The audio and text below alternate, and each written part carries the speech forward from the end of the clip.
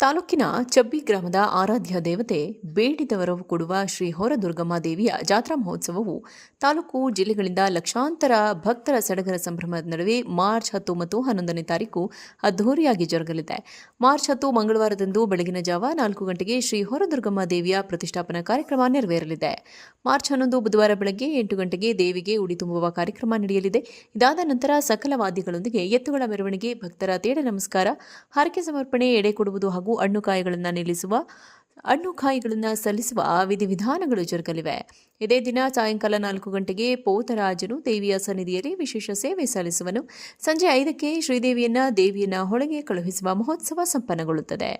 ದೇವಸ್ಥಾನದ trust committee ನೀಡಿರುವ ಪ್ರಕಟಣೆಯ ಪ್ರಕಾರ ಜಾತ್ರೆಯ ಎಲ್ಲಾ ಕಾರ್ಯಕ್ರಮಗಳಲ್ಲಿ ಭಕ್ತಾದಿಗಳು ಹೆಚ್ಚಿನ ಸಂಖ್ಯೆಯಲ್ಲಿ ಪಾಲ್ಗೊಂಡು ತಮ್ಮ ತನು ಮನ ಧನದಿಂದ ಭಕ್ತಿಯನ್ನ ಸಮರ್ಪಿಸಿ ಶ್ರೀದೇವಿಯ ಕೃಪೆಗೆ ಪಾತ್ರರಾಗಬೇಕೆಂದು ಮನವಿ ಮಾಡಲಾಗಿದೆ.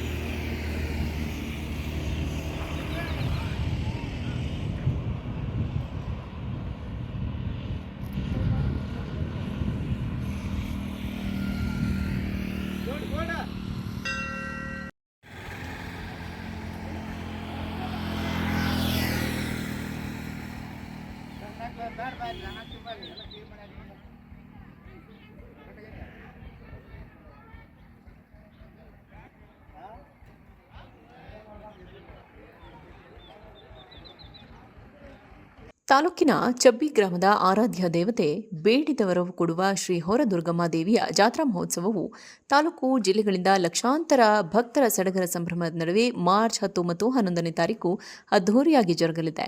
ಮಾರ್ಚ್ 10 ಮಂಗಳವಾರದಂದು ಬೆಳಗಿನ ಜಾವ 4 ಗಂಟೆಗೆ ಶ್ರೀ ಹೊರದುರ್ಗಮ್ಮ ದೇವಿಯ ಪ್ರತಿಷ್ಠಾಪನಾ ಕಾರ್ಯಕ್ರಮ ನೆರವೇರಲಿದೆ. ಮಾರ್ಚ್ 11 ಬುಧವಾರ ಬೆಳಗ್ಗೆ 8 ಗಂಟೆಗೆ ದೇವಿಗೆ ಉಡಿ ತುಂಬುವ ಕಾರ್ಯಕ್ರಮ ನಡೆಯಲಿದೆ.